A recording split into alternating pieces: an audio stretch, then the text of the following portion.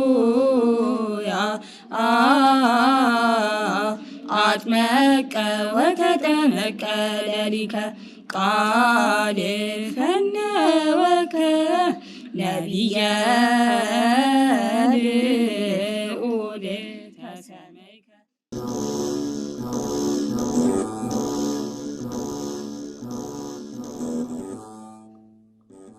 ሰላም ጤና ይስጥልን ውድ የመርሃ ግብራችን ተከታታዮች፣ ይህ በኢትዮጵያ ኦርቶዶክስ ተዋሕዶ ቤተክርስቲያን በሰንበት ትምህርት ቤቶች ማደራጃ መምሪያ በሰንበት ትምህርት ቤቶች አንድነት ሚዲያ እየተዘጋጀ የሚቀርብላችሁ ሳምንታዊ የዳሰሳ መርሃ ግብራችን ነው። ለዛሬ በላፍቶ ደብረ ትጉሃን ቅዱስ ሚካኤል ቤተክርስቲያን ፍኖተ ትጉሃን ሰንበት ትምህርት ቤት ተገኝተን በሰንበት ትምህርት ቤቱ እየተሰጠ ያለውን የአብነት ትምህርት እንመለከታለን። እስከ መርሃ ግብራችን ፍጻሜ ድረስ አብራችሁን ቆዩ።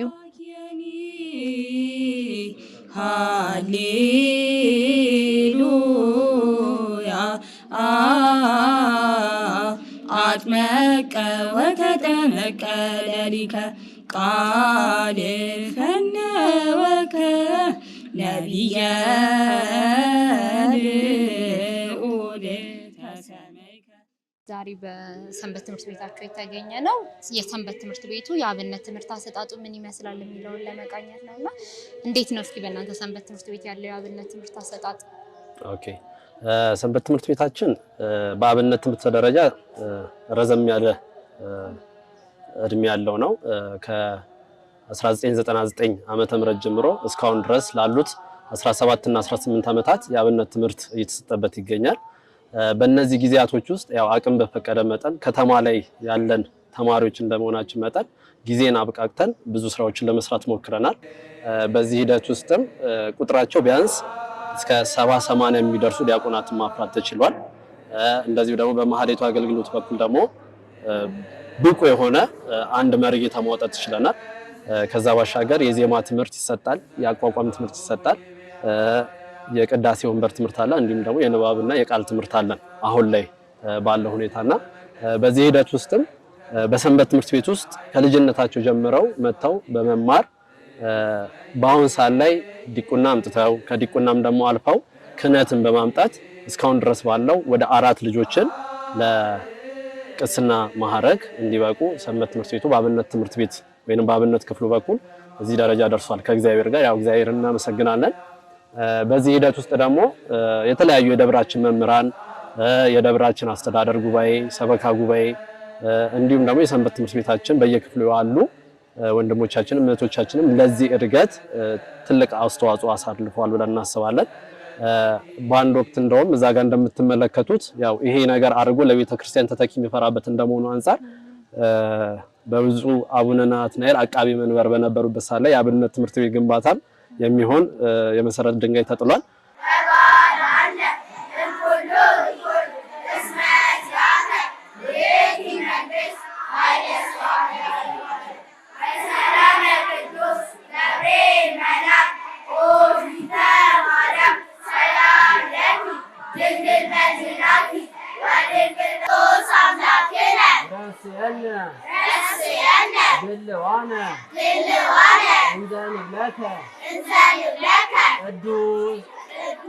እድሜያቸው ከ5 ዓመት ጀምሮ እስከ 17 ዓመት ያሉት ተማሪዎችን አጠቃላይ የሚያጠቃልል ነው የሚሆነው ማለት ነው።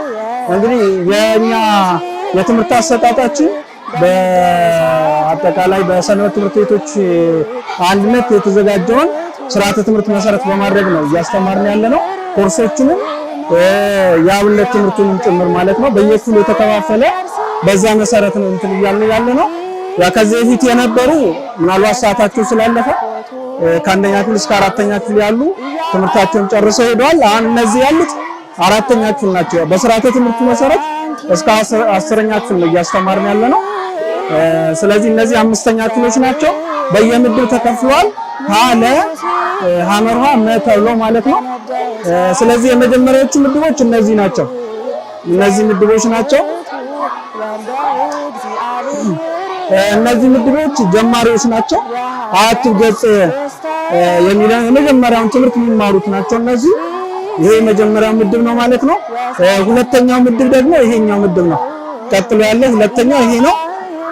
ሁለተኛው ምድብ ከአቱ ገጽ ቀጥሎ ናኩተከ አቡነ ዘበሰማያትን በሰላም ቅዱስ ድረስ የሚማሩ ተማሪዎች ናቸው ማለት ነው።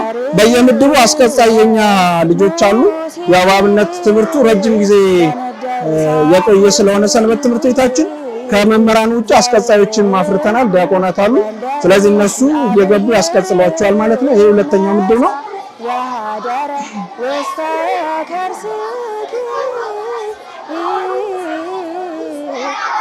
ቀጣዩ ምድብ ደግሞ ይሄኛው ሶስተኛው ምድብ ወይም ደግሞ ሐመር ውሃ ምድብ የምንለው ይሄኛው ነው። ከጸሎት ሃይማኖት ጀምሮ ቅዱስ ቅዱስ ስብሐትን እንዲሁም ደግሞ እስከ ጸሎተ እግዝእትነ ድረስ ያሉ የሚማሩ ናቸው። አንዳንድ ነው ፈጠን ብለው ከፍ ያሉ ልጆች ደግሞ ሰኞ ውዳሴ ማርያም የጀመሩ ልጆች አሉ እዚህ ላይ ማለት ነው። ይሄ ሶስተኛው ምድብ ነው። የኔታ ያሉበት ደግሞ የመጨረሻው አራተኛው ምድብ ከዛ ከፍ ያሉ ናቸው። ከጸሎተ እግዝእትነ ማርያም ጀምሮ አንዳንድ ልጆች አሉ የተወሰኑ ወደኋላ ይቀሩ ምድቡን ካዋቀርን በኋላ ወደኋላ ይቀሩ ናቸው። ያያያዝ ስለሆነ አብነት የሚፈልገው እሱን አልፈው ግን ማክሰኞ የደረሱ አሉ። ማክሰኞ ውዳሴ ማርያም ላይ የደረሱ ልጆች አሉ። ሰኞ ውዳሴ ማርያም የደረሱ አሉ።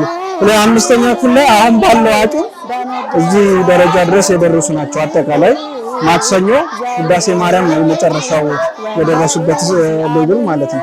አይል ሳን ዘይክ ለቢ በዘይት ነገር በንቲ አኪ ኦ ድንግል ለጽት ሙለ ቃል አብ ኮንኪ መንበሮ ለንጉስ ለዘይ ይጸውሩ ወኪሩ ቤላስተበጻኪ ኦ ብርክት ወን ዘክር ስመኪ በኩሉ ትውልደ ትውልድ ኦ ረብ ሰናይት ሙለ እግዚእነ ኢየሱስ ክርስቶስ አሊ ለነ ቅድስት። ነገር ግን አሁን ካሉብን ችግሮች ውስጥ አንዱ ምንድነው የመማሪያ ቦታ እጥረት አለ። በሰንበት ትምህርት ቤት አንድነት ካሪኩለም መሰረት ተማሪዎችን ያካባቢዎችን ህፃናቱንም ወጣቱንም ከአንደኛ ክፍል እስከ 10ኛ ክፍል ባለው ሰንበት ትምህርት ቤቱ መንፈሳዊ ትምህርትን ይሰጣል። ጎን ለጎን ደግሞ በእያንዳንዱ ክፍል ላይ ከአንደኛ ክፍል እስከ 10ኛ ክፍል ህፃናት ተማሪዎችን በየክፍሉ የአብነት ትምህርት ጎን ለጎን ይሰጣል። እነሱ ቅድም እንደተመለከታችኋቸው ናቸው። እዚህ ጋር ደግሞ የምንመለከታቸው እድሜያቸው ከ18 ዓመት በላይ የሆኑ ወጣት የሰንበት ትምህርት ቤቱ አባላት እንደየተሰጧቸው የቅዳሴ ወንበር የሚማሩ አሉ፣ የአቋቋም ወንበር የሚማሩ አሉ፣ የዜማ ወንበር የሚማሩ አሉ፣ የንባብ ወንበር ላይም የሚማሩ አሉ። እነሱን ያው በሂደት የምናያቸው ይሆናል። በዚህ ሂደት ውስጥ ተማሪዎችም ጥሩ እንቅስቃሴ ያደርጋሉ። የትምህርት አሰጣጡም ለምሳሌ ብንመለከት የአቋቋም ወንበር ትምህርት በጠዋቱ መርሃ ግብር ከ11 ሰዓት ተኩል አንስቶ እስከ 2 ሰዓት ባለው ጊዜ ይሰጣል። የቅዳሴ ወንበር ትምህርት ደግሞ ማታ ከ12 ሰዓት እስከ 1 ሰዓት ባለው ጊዜ ውስጥ ከሰኞ እስከ ሐሙስ ባለው ጊዜ ውስጥ ይሰጣል። አርብና ቅዳሜ እሁድ ደግሞ ሰንበት ትምህርት ቤቱ ላይ ላሉ መደበኛ የሆኑ አገልግሎቶች፣ ትምህርቶች፣ የጋራ የአንድነት ጸሎቶች ላይ ሁሉም ተሳታፊ ይሆናል ማለት ነው። እዚህ ውስጥ የምናገኛቸው ተማሪዎች በሙሉ አብነት ትምህርቱን ይማራሉ። በተጓዳኝ ደግሞ በሰንበት ትምህርት ቤት ውስጥ ደግሞ የሰንበት ትምህርት ቤቱን አገልግሎት ያከናውናሉና እውነት ለመናገር ለቤተ ክርስቲያን ተስፋዎች ናቸው። መንፈሳዊውን ትምህርት ከአብነት ትምህርቱ ጋር አስተሳስረው ስለሚሄዱ እና ብዙ ልጆች የፈሩበት ነው። ቅድም እንደነገርኳችሁ እግዚአብሔር በፈቀደ መልኩ ደግሞ ሐሳባችን ይሄንን በተሻለ ሁኔታ አሳድገን የአብነት ትምህርት ቤቱን ወደ ተቋምነት አድጎ ነገ ቤተክርስቲያን የሚተኳት ትክክለኛ የሚተኩ አባቶች፣ ወንድሞች፣ አገልጋይ መሪጌቶች፣ ካህናት የሚወጡበት እንዲሆን ዓላማ አድርገን እየተንቀሳቀስን እንገኛለን። አንቲ ውእቱ ዘርየ ሙሴ በነደ እሳት ወይትውኢ ዘውእቱ ወልደ እግዚአብሔር መጻ ወሃደረ ውስተ ከርስኪ ወሳተ መለኮቱ ኢያውአየ ስጋኪ ሰአሊ ለነ ቅድስት። እሺ አሁን ደግሞ የገባንበት ክፍል ቅድም 5ኛ ክፍል ነበር ያየነው። አሁን 10ኛ ክፍሎች ናቸው፣ የመጨረሻ ክፍል ነው። እዚህ ክፍል ላይ ደግሞ ከፍ ያሉ ልጆች ናቸው የሚማሩት። አብዛኞቹ ውዳሴ ማርያም ቁጥር ትምህርት ላይ እየተማሩ ነው ያሉት። በየምድባቱ ቅድም እንዳየነው በዛ መልኩ እየተማሩ ናቸው። ከዛ እዚህ አካባቢ ደግሞ ዳዊት እየተማሩ አሉ፣ አይታችኋቸዋል። ከዛ ቀጥሎ ደግሞ እዚህ ጋር ዜማ ውዳሴ ማርያም ዜማ እየተማሩ ነው። ከዛ አርባዕት የደረሱ ልጆች አሉ። ያው በዛ መካከል እንግዲህ መስተጋቡን ክስተቱን ተምረው ማለት ነው። አርባዕት ላይ የደረሱ ልጆች አሉ፣ ግብረ ዲቁና የሚማሩ ልጆች አሉ። አጠቃላይ ግን በአብዛኛው ውዳሴ ማርያም ትምህርትን እያጠናቀቁ እየጨረሱ ያለበት ሁኔታ ነው ያለው ማለት ነውና በዚህ ደረጃ ነው ያለው የአብነት ትምህርት። በተለይም ደግሞ ከዚህ ከቅርብ ጊዜ ወዲህ ደግሞ በደንብ አጠናክረን እንቀጥላለን ብለን እናስባለን። የተወሰነ ዓመት ትንሽ ድካሞች ነበሩ። ከዛ በኋላ ባለው ጊዜ ውስጥ በኋላ ግን እያሻሻል ወደ ኋላ የቀሩበትን ከፍ እያደረግን እንሄዳለን ብለን እናስባለን ማለት ነው።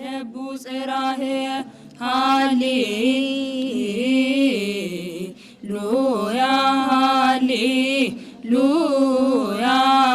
ወአጽምዓኒ ቃለ ስእለቴ ንጉሥየኒ ወአምላክየኒ ኮከመርሆሙ። በሰንበት ትምህርት ቤቶች አንድነት የተዘጋጀውን ስርዓተ ትምህርት ይሰጣልም የአብነት ትምህርቱም ይሰጣል እና ከሰዓት አንጻር ከመምህራን እንዲሁም ከቦታ አንጻር እንዴት ነው የምታቻችሉት? አንድ ላይስ እንዴት ነው የምታስኬዱት? ኦኬ ቀደም እንዳልኩት የሰንበት ትምህርት ቤቶች አንድነት ባለው ካሪኩለም መልኩ ለሰንበት ትምህርት ቤቶቻችን በሚመጥን ደረጃ የተዘጋጀው ካሪኩለም ከአንደኛ ክፍል እስከ 10ኛ ክፍል ያለው እድሜያቸው ከ5 ዓመት ጀምሮ እስከ 18 ዓመት ላሉት ነው። እነሱ ላይ ነው ተግባራዊ የሚሆነው። ለነሱ ደግሞ በየክፍላቸው ቀደም እንደተመለከትነው የአብነት ትምህርቱ ይሰጣል። በቅዳሜና እሁድ መርሃ ግብር ይሰጣል። ከዛ ባሻገር ግን ከከሰዓት ከ18 ዓመት በኋላ ግን ላሉት የሰንበት ትምህርቶች መደበኛ የእሁድ መርሃ ግብር አለው። የአርብ ደግሞ የጸሎት መርሃ ግብር አለው። ከዚሁ ጋር ያይዤ የሚገልጸው በአብነት ትምህርት ቤት ትውፊት መሰረት ደግሞ ኦልሞስት እስካሁን ድረስ ወደ 14 ዓመት ገደማ በሚሆን ደረጃ የአብነት ትምህርት ቤት የሰርቅ ጸሎት፣ ውዳሴ ማርያም፣ መስተጋብእ፣ ክስተት እስከ 40 ድረስ የመሐርና አብ ጸሎቶች ሳይታጎል ለአንድም ቀን የሚከናወንበት ቦታ ነው። ስለዚህ እዚህ ትምህርታቸውን ይማራሉ ከሰኞ እስከ ሐሙስ። በማታው የቅዳሴ ወንበርና የንባብ ወንበር እንዲሁም ደግሞ ለማህሌት አገልግሎት ደግሞ በተለየ ሁኔታ ብቁ የሚያደርግ ትምህርት በማታው ይማራሉ። በጠዋት ደግሞ በመደበኛነት ያቋቋም ትምህርት ይማራሉ። ይሄንን ተምረው ሲጨርሱ በየተመደቡበት ክፍል ላይ ደግሞ የራሳቸውን የየክፍሉን አገልግሎት የሰንበት ትምህርት ቤቱን ያከናውናሉና የሚጋጭ የሚጣረስ ነገር የለውም። እዚህ የምናያቸው በሙሉ እዛ ሰንበት ትምህርት ቤት በየክፍላት ላይ ያገለግላሉ፣ የተሰጣቸውን ኃላፊነት ይወስዳሉ። ከዛ ባሻገር ቅድም ሳልጠቅስ ያለፍኩት ነገር ከማታ የሰርቅ ጸሎቱ ባሻገር እንደ ተሞክሮ አድርገን የምንሞክረው አንድ ነገር አለ። ወደ ከአዲስ አበባ ወጣ ባለ ሁኔታ ገጃ ሚካኤል በሚባል ቦታ ላይ የሰንበት ትምህርት ቤታችን የወጣት ክፍል የአብነት ተማሪዎች በአመት የሚካኤል ቀን የህዳር ሚካኤል እና የሳይ ሚካኤል እንደዚህም ደግሞ የመድኃኔዓለም ቀን በመሄድ ሙሉ የማህሌት አገልግሎት ከነቅዳሴ አገልግሎት ጭምር አገልግሎት የሚሰጡበት ሁኔታ አለ። እስካሁን ድረስ ሳይታጎል ቢያንስ ለ4 ለ5 ዓመታት በዚህ ሂደት ውስጥ ተኪዶ እዚህ ደረጃ ላይ ደርሰናል። ይሄ የሚያሳየው ነገ በርትተን ከሰራን የተዘጉ አብያተ ክርስቲያናትን እንድናስከፍት ያስችለናል ብለን እናምናለን። ይሄ ጥሩ ተሞክሮ ነው። የአብነት ትምህርት ቤቱ በሰንበት ትምህርት ቤት ውስጥ አንድ ክፍል ነው እንጂ የተለየ አይደለም። የሰንበት ትምህርት ቤቱ የሚመራው አንድ ክፍል ነውና ልክ እንደ መዝሙር ክፍል፣ ትምህርት ክፍል እንደምንለው የራሱን ኃላፊነት ተቀብሎ ምን የሚል ነው አገልግሎቱ የሚፈጽም ነው። ከሌሎች ወንድሞች ጋር በህብረት ደግሞ አንድ በሚያደርገው የመደበኛ ትምህርት የጸሎት መርሃ ግብሮች ደግሞ ከሌሎቹ ጋር በአንድነት አገልግሎቱን የሚፈጽም ይሆናል። ጥሩ ሂደት አለው። ይሄንን የአብነት ትምህርት በምን አይነት መንገድ ነው እየሰጡ ያሉት? የአብነት ትምህርቱን አሁን እየሰጠነ ያለንን በሁለት አይነት ከፍለን አሁን እየሰጠነ ያለን ከ18 ዓመት በታች ያሉትንና ከ18 ዓመት በላይ ያሉትን አድርገን ከ18 እስከ 18 ዓመት ለሆኑት ቅዳሜና እሁድ ነው የምንሰጠው። በክፍላት የተከፋፈሉ ናቸው። እስከ 10ኛ ክፍል የተከፋፈለ ነው። ደብል የሆኑ አሉ። አሁን ለምሳሌ 10 2 ሀና ለተብሎ ይከፈላል። ከፋፍለን ነው እየሰጠነ ያለ። ከዛ በላይ የሆኑትና ደግሞ ለአዋቂዎች፣ ለትላልቆች፣ ለካህናት፣ ለዲያቆናት እንዲህ ሌላ ቦታ የሚመጡ ዲያቆናቶችም መምህራኖችም ካህናቶችም አሉ። ለእነሱ ደግሞ እየሰጠነ ያለን ዘወትር ከ12 ሰዓት እስከ ምሽቱ 2 ሰዓት ድረስ እየሰጠነ ያለን። ትምህርቱን የምንሰጠው ያው ግማሾቹ ሰራተኞች ግማሾቹ ደግሞ ተማሪዎች እስከሆኑ ድረስ ጠዋት ከሌሊቱ 11 ሰዓት ተኩል ጀምረን እስከ 2 ሰዓት ድረስ ይማራሉ ማለት ነው እና ማታ ደግሞ ከ10 ሰዓት ተኩል ጀምሮ እስከ 12 ሰዓት ድረስ ይሄ ነው የትምህርት ሰዓታችን። በዚህ ውስጥ ተማሪዎቹ በደንብ አድርገው ጊዜያቸውን እየተጠቀሙ ያላቸውን ጊዜ በደንብ አግባቡ እየተከታተሉ ያው ቅድም እንዳያችኋቸው ዜማውን እርግጥ ያው እኔ ከመምጣቴ በፊት ዜማ ተምረዋል የተወሰነ ደረጃ ድረስ። አሁን መወድስ ነው ተማሩ ያሉት። እነኛ አቋቋሞችም ደግሞ ጾመ ድጓውን ሁሉ ጨርሰው አሁን ከመጣው ጀምሮ ጾመ ድጓውን ጨርሰው ወደ አቋቋም ገብተዋል። አሁን አቋቋም በመማር ላይ ነው ያሉት። የትምህርት ሰዓታቸውም ይሄ ነው እና በጣም ደስ የሚሉ ወደፊት ለቤተክርስቲያን ኩራት የሚሆኑ ልጆች ወጣቶች ናቸው ያሉት። እኔም ደስተኛ ሆኜ እያስተማርኩ ነው። እነሱም ጠንክረው እየተማሩ ያሉበት ሁኔታ ነው ያለው። ሰንበት ተማሪዎቹ ለክብረ ክህነት እንዲበቁስ እንዴት ነው እያዘጋጃችሁ ያላችሁ? አሁን ለክብረ ክህነት እንዲበቁ እኛ ምንችለውን ያለፍንበትን በማስረዳት የቤተ ጉባኤ እንዴት እንደሚሰጥ ያለፉትን አባቶቻችንም እንደ አብነት እንደ ታሪክ በቅብብሎሽ የመጣ መሆኑን እንደሚታወቀው መሆኑ ምንድነው የምናደርገው ያለፍንበትን እያስረዳን እንዴት እንደሆነ መጻሕፍቶችንም ከሌላም እየጠቀስን ከአባቶቻችን እናስረዳቸዋለን በትርሳት። በተጨማሪ ምንድነው ለትምህርቱ የሚያግዛቸውን ነገር ነው እናዘጋጅላቸው። ለምሳሌ የድምፅ ቅጂ እናዘጋጃለን። ከዛ በኋላ ማይመቻቸው እንኳን ሳይመጡ ቢቀሩ ቴሌግራም ላይ ወይንም በሌላ ነገር አጥንተው መጥተው እንዲማሩ ከጓደኞቻቸው ጋር እኩል ሆነው የሚያልፉበትን መንገድ ያው ቀለል አድርገን ለነሱም እንዲመቻቸው በሚመቻቸው መንገድ በሚጠይቁት ሁሉም ተማሪ ተመሳሳይ ሂደት ባይኖረውም ልክ ያንን እታች ያለውን እያበቃን ላይ ያለውንም ደግሞ እንደዚሁ አመጣጥነን ለሁሎችም ተመጣጣኝ የሆነ ትምህርት እየሰጠን ያለንና ትምህርቱንም በዚሁ አጋጣሚ ምንድነው የድሮና የአሁኑ ትምህርት የትምህርት አሰጣጡ አሁን ለሚማር ሰው እንደማየው ከሆነ ቀለል እያደረግነው ነው። ከቴክኖሎጂም አንፃር የትምህርት አሰጣጡም ለምሳሌ አባቶቻችን ድሮ ዝም ብለው በቃል ያስተምሩናል እንጂ የጩኸት ምልክት ያሬዳዊ ምልክቶች አሉ። ለምሳሌ እነሱን አይነግሩንም ነበር።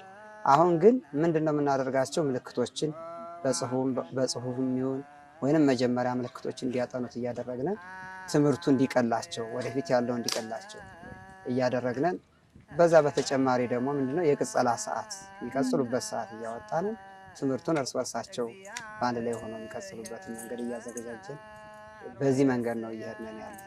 አዎ ተማሪዎቹ እንግዲህ ያው ዘመኑ በሚመጥነው መንገድ ትምህርቱ መስጠት ካልተቻለ ዛሬ እነሱም ጊዜ ጠባብ በመሆኑ ማመቻቸት ከኛ ደግሞ ግድ ይላልና አሁን እኛ በምንማርበት ሰዓት ቲዮሪ እና ፕራክቲስ እንደሚባለው ሁሉ እዚህ ጉባኤ ላይ የምንማረው ቤተክርስቲያን የሚባለው ተግባራዊ የማድረጉ ሁኔታ ይለያያል እና ግን አሁን እኔ ቀጥታ እዛ ቤተክርስቲያን እንደዚህ እንደሚባል እዚህ በማስተማር ላይ ነው ያለሁትና እነሱም ደግሞ በስነ ስርዓት ቅድም እንዳያችኋቸው ገና ጀማሪዎች ናቸው። አሁን አቋቋሙን ዜማ ጨርሰው ወደ አቋቋም መሸጋገራቸው ነው። ግን እጀ ስራ የሚባል አለ ቤተክርስቲያን እንደዚህ እንደሚሰጥ ወይም ደግሞ አገልግሎት ላይ እንደዚህ እንደሚባል ቃለ እግዚአብሔርን እዙ ይረዳሉ። አሁን አንድ ጀማሪ ተማሪ እዚህ ጋር የተማረውን ቀጥታ ገብቶ ነገ እዚያ ማገልገል ይችላል ማለት ነው። የሰንበት ተማሪዎች ውስጥ በስርዓተ ቅዳሴው ላይ ያላቸው ተሳትፎ ምን ይመስላል? ተተኪን ከማፍራት አንጻር እንዲሁም ደግሞ አያይዘው አቀባበላቸውስ እንዴት ነው? እንግዲህ ስርዓተ ቅዳሴ በተለይ አይደለም ለሰንበት ተማሪዎች ይቅርና ለማንም ኦርቶዶክስ ስለሆነው ስርዓተ ቅዳሴ ግዴታና አስፈላጊ ነው። በደንብ አሁን እየተቀበሉትም ደስ ብሏቸውም ሴቶቹም ወንዶችም ሰዓታት ድረስ የተማሩ ሴቶች አሉ። ሲማሩ ደስ እያላቸው እየተማሩ ነው ያሉና በአቀባበላቸው ስንሄድ በጣም ደስ የሚል ልጆች አሉ። ከዚህ አስተምረን ልክ የተተኪ ትውልድ በመምህርትነት የሚተኩ ልጆች አሉ። ለምሳሌ ሰዓታት የጨረሱ አሉ። ገብተው መቀደስ ባይችሉ እንኳን ጉባኤ ዘርግተው የማስተማር ችሎታ ያላቸው ልጆች አፍርተናል። በተለይ እዚህ ሰንበት ትምህርት ቤት በደንብ አድርገን ልጆቹ ተሰጥኦ መቀበል ይችላሉ። ስርዓተ ቅዳሴ ይማራሉ። ከዛ ሰዓታት ይጨርሳሉ። እዛም አልፎ መዝገብ ድረስ የተማሩ ልጆች አሉ። በሴቶች ደረጃ ስናየው በወንዶቹ ደረጃ ስናየው ደግሞ እንግዲህ ከዲያቆን ካህናቶች አሉ፣ ዲያቆናቶች አሉ፣ መምህራኖች ድረስ የደረሰ ነው። በዚህ ሰንበት ትምህርት ቤት የምናየው ማለት ተተኪ ለምሳሌ በከተማ ደረጃ ሌላ ቦታ ላይ መምህራኖች ላያስተምሩ ይችላሉ። በሰንበት ትምህርት ቤት የሚተኩትና የሚያስተምሩት ልጆች ግን ለነገ ለልጆቻቸውም ተተኪ ቢያንስ እንኳን ልጆቻቸውን ከቤት ቁጭ ብለው ዳዊት ማስተማር፣ ስርዓተ ቅዳሴ ማስተማር የሚችሉ ልጆችን አፍርተናል ብዬ አስባለሁ። እኛ እዚህ ሰንበት ትምህርት ቤት አይታችኋቸው ከሆነ ቃለ እግዚአብሔር አጠጣላቸው ከሰንበት ትምህርት ቤት የወጡ የማይመስሉ ቤተ ጉባኤ ሄደው ገጠር ተምረው የመጡ የሚመስሉ ልጆች አሉ። እና ይህ ምንድነው በሰንበት ትምህርት ቤቱ ያገኘናቸው ፍሬዎች ናቸው እላለሁ። እዚህ ባለው ያው ዲያቆናቱ በሰዓታትም የፍልሰታ ሰዓታት በሰዓታቱም እንደዚሁም ደግሞ በቅዳሴው በቅዳሜና እሑድ በተለይ ያው ተማሪዎች እንደመሆናቸው መጠን ስራም ያላቸው ወንድሞች ስላሉ በቅዳሜና እሑድ መርሃ ግብር በቅዳሴው ተሳታፊ ይሆናሉ። በመሐሌቱ ላይም ሁሉም ማለት ይቻላል እንደው አጋጣሚ ሆኖ መታችሁ ብታዩት ጥሩ ይመስለኝ ነበር። በተለይ ጽጌዋ ላይም ስመጣ እዚህ የተማሩትን ትምህርት እዚህ ምን ይሉታል ይተገብሩታል፣ ቤተክርስቲያንን ያገለግሉበታል፣ እነሱም ይገለገሉበታል። ከዛ ባሻገር አሁን የፊታችን ራሱ ጾመ ዓርብ አለ። ለጾመ ዓርብ የሚሆን በቂ የሆኑ ትምህርቶች እየተሰጡ ይገኛሉ። ከመሐሌት ባለፈ ደግሞ እንደዚህ ስብዓተ ነግ ላይም የሚሳተፉባቸው ሁኔታዎች አሉ። ያው የእያንዳንዱ አቅም የተለያየ ቢሆንም ግን እንዳጠቃላይ ስናየው ጥሩ የሆነ የቅዳሴ ተሳትፎ፣ ጥሩ የሆነ የመሐሌት አገልግሎት ተሳትፎ አለን። በመሐሌትም ያላቸው ተሳትፎ በጣም ጥሩ በሚባል ደረጃ ነው። ይናፍቃሉ። እዚያ የሚባለውን እዚህ በደንብ አድርገው አውቀው ተረድተውት ካለፉ እዛ ያን ደግሞ በተግባር ለማሳየት ደግሞ በጣም ስለሚዋጉ እውቀቱ እዚሁ ያልቃል።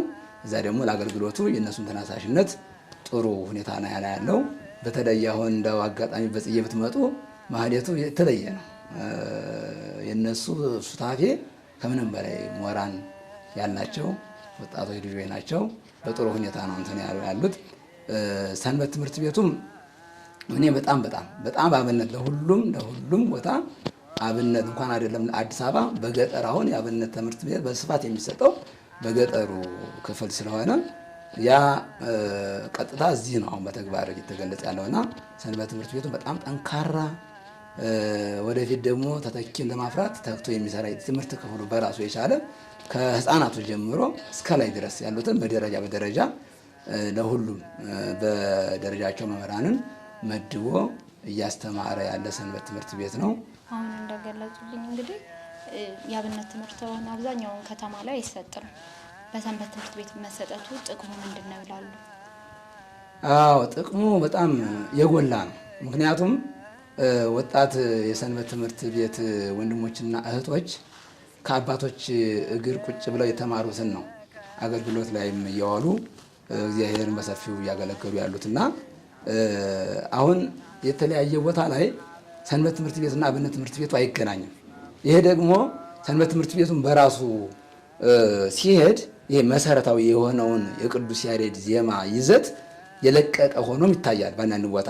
እዚህ ግን አሁን ይሄ ሰንበት ትምህርት ቤቱ አብነት ትምህርት ቤቱን በመምራቱ ቀጥታ ከዚህ የወጡት ልጆች ናቸው ወደዛም አገልግሎት የሚሰጡትና ይሄ በጣም ትልቅ እቅድ ነው። የትምህርት እቅዱን ጥሩ አድርጎ ያሳልጠዋል እና ይሄ በመሆኑ ደግሞ የበለጠ ጥሩ ነው እና አሁንም ቢሆን ሰንበት ትምህርት ቤቱን ሌላው አካል ደግሞ የሚመለከተውም አካል የበለጠ ድጋፍ እያደረገ በዚህ ሁኔታ ዘመናዊ በሆነ መንገድ አሁን ቅድም እንደተናገርኩት የእነሱም ጊዜ አጭር በመሆኑ በዚች በአጭር ሰዓታቸው ተጠቃሚ ሆነው ቶሎ ለቤተክርስቲያን ብቁ አገልጋይ የሚሆኑበትን ሁኔታ ከዘመናዊ አካሄድ ጋር አጣምሮ ደግሞ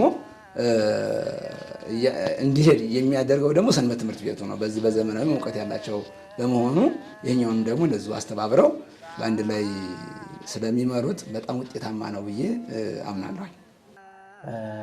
ያው በማህሌቱ ደግሞ ከዚህ በፊት የንታ እንደተናገሩት በሰፊ በጽጌ ላይ በጣም ሁሉም ተማሪ አብነት ተማሪ ከሌላው ጊዜ በተለየ መልኩ አንድ ላይ ሆነን እናገለግላለን። እንዲሁም ክብረ በዓላትን አንዳንድ ጊዜ ደግሞ ያው መዝሙራትን ያው በተለያየ ምክንያት መገኘት የማይችል ሰው ይኖራል። ነገር ግን የሚገኝ ያው መዝሙር እየተገኘም አገልግሎቱን እናገለግላለን ማለት ነው እና ማህሌት ላይ በዚህ መልኩ እንሳተፋለን። በሰንበት ትምህርት ቤት መሰጠቱ በጣም ትርፋማ ነው። ለምሳሌ እኛም ትርፍ አግኝተንባቸዋል። እነሱን አስተምረን ልጆች የምናገኛቸው በሰንበት ትምህርት ቤት ነው። ወጣቶች የምናገኛቸው በሰንበት ትምህርት ቤት ነው። እንደሌላው ጠርተን ቤተ ጉባኤ ዘርግተን ማስተማር አንችልም እና በሰንበት ትምህርት ቤቱ ትምህርቱ መሰጠቱ ለቤተ ክርስቲያንም ለወላጅም ለራሳቸውም ጥቅም አለው። ለቤተ ክርስቲያን እንዴት ነው ጥቅም ያለው ስንል ቅድም እንዳልኩሽ ልጆች ዲያቆናት፣ ካህናት እስከ መምህራን ድረስ ቅዳሴ ቢታጎል የሚሞሉ ካህናት፣ ማይሌት ቢታጎል ማይሌት የሚቆሙ ልጆች ከከተማ መምህራን ወደሌለበት ካህናት ወደሌሉበት ወጣ ብለው ያለምንም ነገር በራሳቸው ትራንስፖርት እያገለገሉ ቅዳሴ እንዳይታጎል ክርስትና እንዳይደፈን፣ በዛ በተጨማሪ ደግሞ ምንድነው ጎን ለጎን ሌሎችንም ኮርሶችንም እያስተማሩ ለምሳሌ ስርዓተ ቤተክርስቲያን ከአብነት ትምህርት ቤት ላይ ብንገነዘብ ያው የጩኸት ትምህርት ነው እንጂ ስለ ስርዓተ ቤተክርስቲያን ስብከትም ሌሎችንም የመሳሰሉ ነገሮችን ላንማራቸው እንችላለን እዛ ላይ ወይንም እንደ አዲስ ከሌላ ጉባኤ ገብተን። እዚህ ግን ምንድነው ሁሉንም አስተባብረው የሄዱ ካህናቶችን፣ ዲያቆናቶችን፣ መምህራኖችን አግኝተናል። ለራሳቸው ጥቅም ምንድነው ደግሞ ሌላ ቦታ ላይ የሚውሉት ልጆች በሰንበት ትምህርት ቤት በአብነት ትምህርት ቤት አለፉ ማለት ራሳቸው ከብዙ ነገሮች ካላስፈላጊ ነገሮች ሊቆጠቡ ይችላሉ። ለወላጅ ጥቅም ነው ብዬ ማስበው ደግሞ አብዛኞቹ ከዚህ አብነት ላይ ጎበዝ የሆኑ ልጆች በዓለማዊ ትምህርት በጣም እውቀታቸው ከፍተኛ ውጤት ያላቸው ናቸው። ለምንድነው ብዬ ሳስበው ምንድነው የመሸምደድ አብነት ትምህርቱ 90% መሸምደድ ነው። ቢያንስ 85 ከ90% የመሸምደድ ትምህርት ነውና እዚህ ሲመጡ ምንድነው በጭንቅላታቸው የመሸምደድ ባህሪ ያለ ዓለማዊ ትምህርት ላይ በሚሄዱ ሰዓት ሌሎችንም ደግሞ እንደዚህ አይምሯቸው ለመሸምደድ ተቀባይነት አለውና በሶስት አይነት ጥቅም አለው ሰንበት ትምህርት ቤት ልጆችን ማስተማራችን ቅድም እንዳልኩት ለራሳቸው ጥቅም፣ ለቤተሰብ ጥቅም፣ ለቤተክርስቲያን ጥቅም አለው ብዬ ነው ማስብ።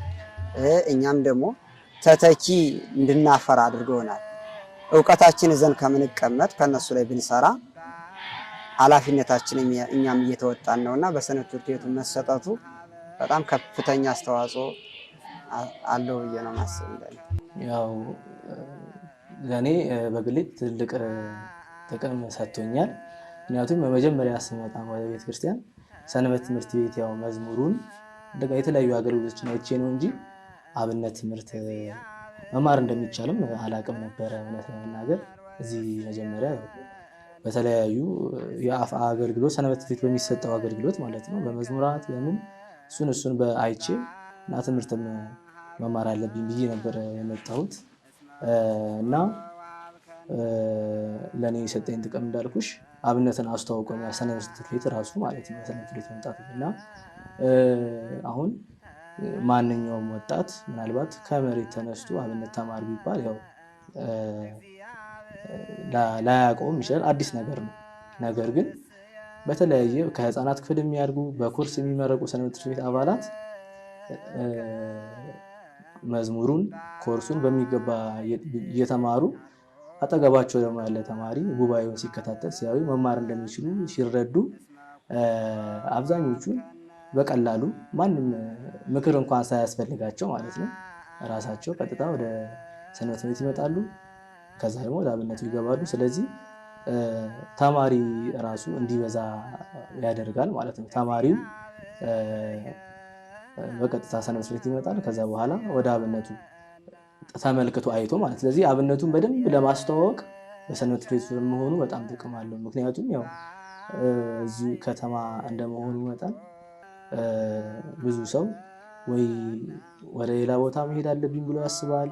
መማር እንኳን ሲያስብ ራቅ ያለ ቦታ ሄጄ ምናምን ነው የሚያስበው። ብዙ እዚህ ይሰጣል የሚለውም በብዛት ስለሌለ ማለት ነው። ነገር ግን በሰንበት ትምህርት ቤቱ መሆኑ እንዳልኩሽ ያው ተማሪው እዚህ ሰንበት ትምህርት ቤት መጀመሪያ አብነት ትምህርትን እንኳን የማያውቅ ተማሪ ይመጣል። ከዛ በኋላ ግን ሰንበት ትምህርት ቤት ገብቶ እዚህ ያለውን ደግሞ ከሱ በፊት ያሉትን ወንድሞቹን እያየ በትምህርቱ በጣም ይመሰጥና ወደ ትምህርቱ ይገባል ማለት ነው። እና በሰንበት ትምህርት ቤቱ መሰጠቱ በዛ ላይ ከተማ ላይ በጣም ጠቀሜታ አለው። እንደገና ደግሞ ለአገልግሎቱ ማለት ነው አገልግሎት ላይ ሰንበት ተማሪ ያው የማየት አገልግሎት ፍቅር እንዲኖረው ያደርጋል። በማየት አገልግሎት ደግሞ ያው ትልቁ አገልግሎት ነው ቤተክርስቲያን ላይ። ስለዚህ በዛ ሱታፌ ማግኘት ማለት ትልቅ ነገር ነው በጣም።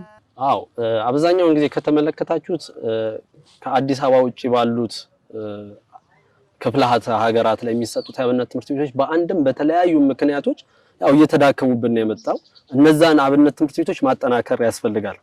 ግን ከዛ ባሻገር ደግሞ በከተማ ውስጥ ያለው ደግሞ ያው የቤተክርስቲያኑ አካል እንደመሆኑ መጠን ኃላፊነቱን በገጠር ውስጥ ላሉ ወንድሞቻችን አባቶቻችን የምንተወው ሳይሆን እኛም ኃላፊነታችንን አቅም በፈቀደ ጊዜ በፈቀደልን እግዚአብሔር በፈቀደልን መጠን የድርሻችንን ማድረግ ይጠበቅብናል። ከትምህርትም ከስራውን ባሻገር ይሄንን አገልግሎት እያንዳንዱ ሰንበት ትምህርት ቤት በውስጡ አብነት ክፍልን በማቋቋም ወይንም ደግሞ ክፍሉን በማዘጋጀት ከህፃናት ጀምሮ ትምህርቱን መስጠት ይቻላል። ይሄ ደግሞ ፍሬ ማፍራት ይቻላል። ይሄው እንደምትመለከቱት አሁን ወደ 4 ካህናት ወጥተዋል። ሙሉ ቅኔ ማስተማር የሚችል መማር መቀኘት ብቻ ሳይሆን ማስተማር የሚችል ባለቅኔ ማውጣት ይችላል። መርጌታ ማውጣት ይችላል። የማህሌቱን አገልግሎት የሚሸፍኑ ካህናትን በሰንበት ትምህርት ቤት ደረጃ ማውጣት ይችላል። ስለዚህ ከሰራን እግዚአብሔር ይረዳናል። ዋናው ምንድነው? ይሄንን እንዳናደርግ ማንም ይከለክለናል? እግዚአብሔር ከፈቀደልን። ስለዚህ የሰንበት ትምህርት ቤቶች በአንድነት ይሄን ማድረግ ከቻለን ለነገዋ ቤተክርስቲያን ተረካቢ መሆን እንችላለን። ይህችን ቤተክርስቲያን ሙሉ ስርዓቷን፣ ቀኖናዋን፣ ትውፊቷን፣ ዶግማዋን ለቀጣይ ትውልድ ማስተላለፍ እንችላለን ብለን እናምናለንና ሁሉም ሰንበት ትምህርት ቤቶች በዚህ ቢተጉ መልካም ነው ብዬ አስባለሁ። እሺ እንግዲህ ወደ ውስጥ ገብተን ደግሞ ያለውን ነገር እንከታተል። መልካም። እሺ እዚህ ጋር የምትመለከቷቸው የቅዳሴ ወንበር ተማሪዎች ናቸው። እነሱን አይተን በውስጠኛው ክፍል ላይ ደግሞ የአቋቋምና የዜማ ተማሪዎችን የምንመለከት ይሆናል።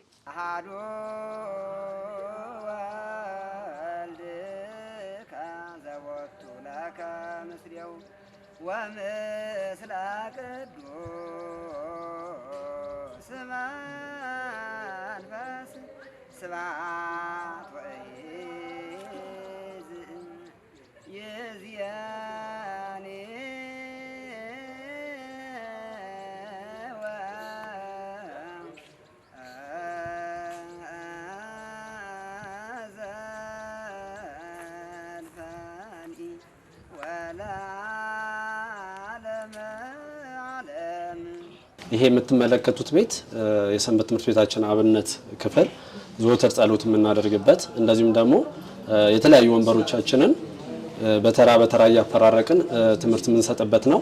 አሁን ወደ ውስጥ ስንገባ የምናገኛቸው የአብነት ተማሪዎች፣ የዜማ ተማሪዎች በአንድ ሳይድ እንደዚሁም ደግሞ በሌላ ሳይድ ደግሞ የአቋቋም ተማሪዎች ይገኛሉ። ቀጥታ ወደ እነሱ ወስዳቸዋለሁ።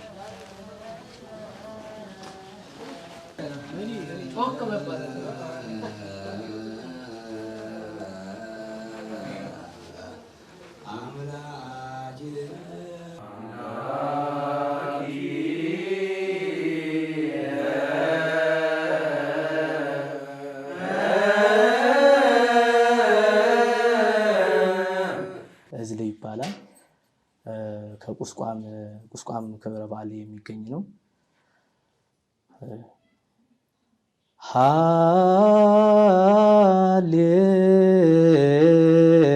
ሃሌሉያ ምንተ ነግር ወምንተ እዜኑ እንተ ዝንቱ ምስጢር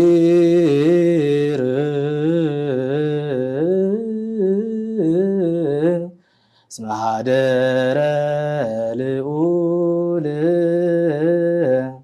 ውስተ ደብረ ቁስቋም ምስለ ማርያም ድንግል እስመ ኀደረ ምልጣን እስመ ኀደረ ልዑል ውስተ ደብረ ቁስቋም። እንግዲህ ተመልካቾቻችን በፍኖተ ትጉሃን ሰንበት ትምህርት ቤት ተገኝተን የአብነት ትምህርት አሰጣጡን ያቃኘንበት መርሃ ግብር ይሄንን ይመስል ነበር። ልጆቻችሁን ወደ ሰንበት ትምህርት ቤት የላካችሁ ወላጆች የሚያገኙትን ትምህርት የቀሰማችሁበት ያላካችሁ ደግሞ ልጆቻችሁን ወደ ሰንበት ትምህርት ቤት ለመላክ እቅድ የያዛችሁበት እንደሆነ ተስፋ እናደርጋለን። በቀጣይ በሌላ መርሃ ግብር እስከምንገናኝ ድረስ ሰላም እግዚአብሔር ከሁላችን ጋር ይሁን። ይቆየን።